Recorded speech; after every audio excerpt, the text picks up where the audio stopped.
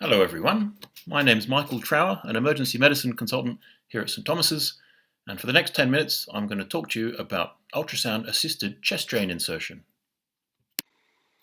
So the reason for this presentation is that the trust guidance for primary spontaneous pneumothorax has changed.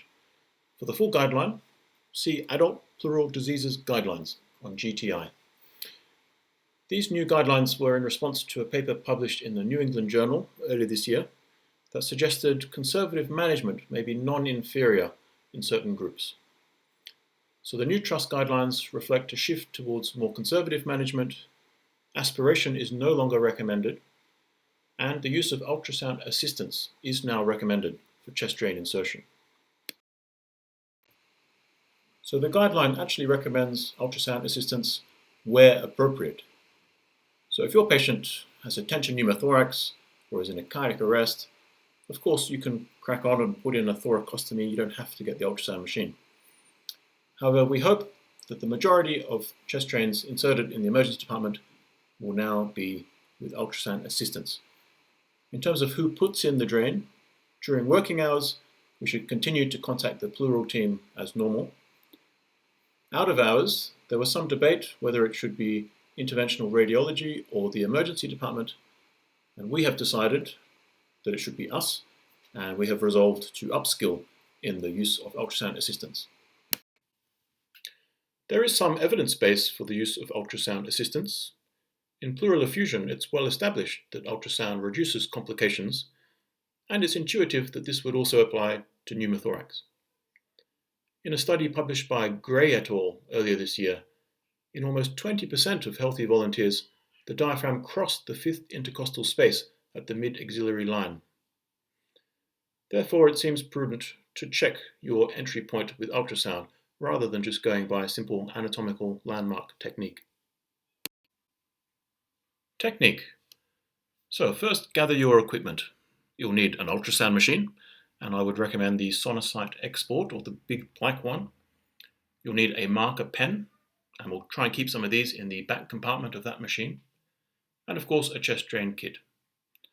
You can use any probe for this exam, but I would recommend the low-frequency curvilinear probe. This will give you more depth, which is especially important for your fluffier patients. You can normally see lung sliding adequately with this probe on an abdo preset. However, if you're not sure whether lung sliding is present or not, there are a couple of things you can do to make it more obvious. First, you could try turning off harmonics and compounding. You'll find these under More Controls in the bottom right, shown by the yellow arrow.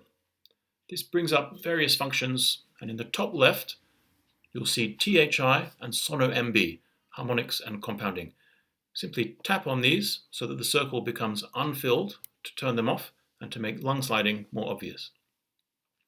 Alternatively, you could switch to the high-frequency linear probe, which has a lung preset, and this will also make lung sliding more obvious. However, will limit your depth to about 6 centimeters. The good news is you don't need to use M mode for this exam, so you can forget all of the seashore barcode signs. You can see everything you need to on simple B mode.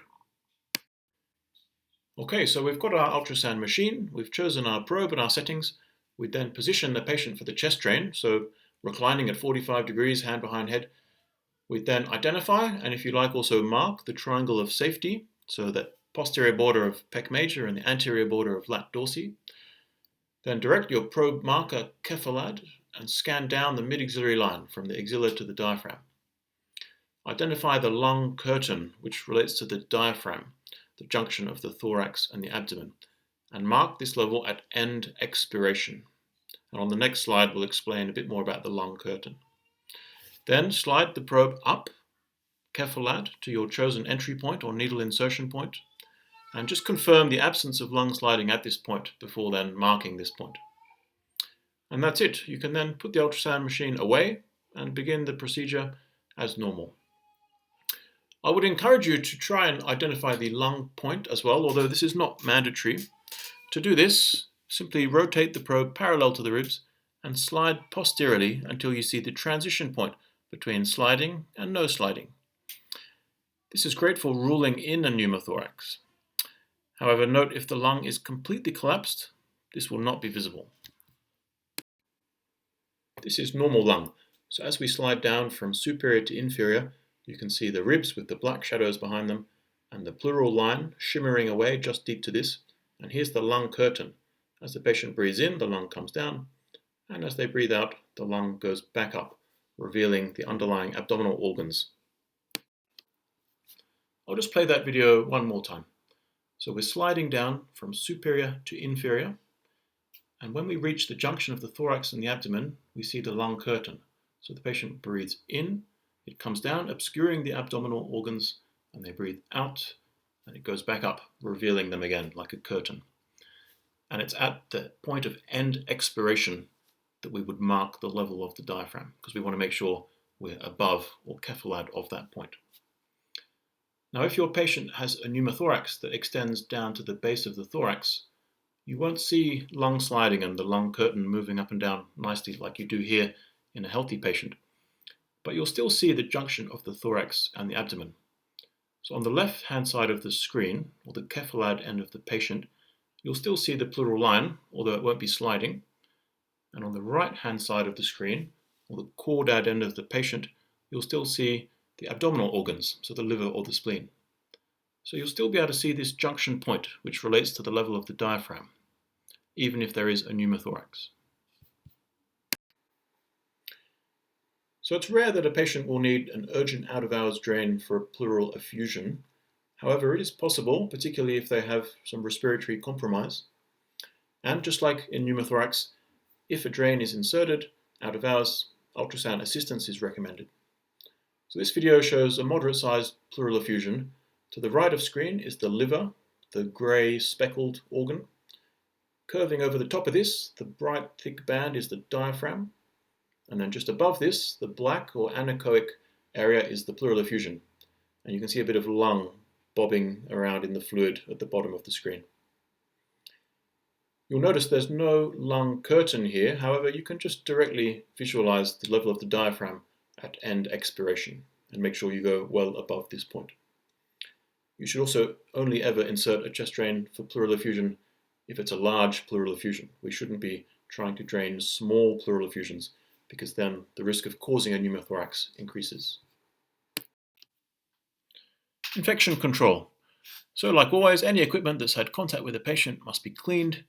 But if the patient has suspected COVID and is actively coughing or has had a recent AGP, then the whole ultrasound cart must be decontaminated, every surface wiped with Clinell, and the pen discarded. In terms of accreditation, if you're already signed off in level 1 and already experienced using ultrasound assistance for chest drain insertion, that's fine, you can self-certify, just email one of us. However, if you're not signed off in level 1 and or you don't feel competent, then you must undergo some departmental training. This involves the 5-minute sono video, these narrated slides, some hands-on practice, and then a triggered assessment. All of this is summarized in the SOP on the shared drive. Well, thanks very much for listening, and if you have any questions at all, please email me at michael.trower below.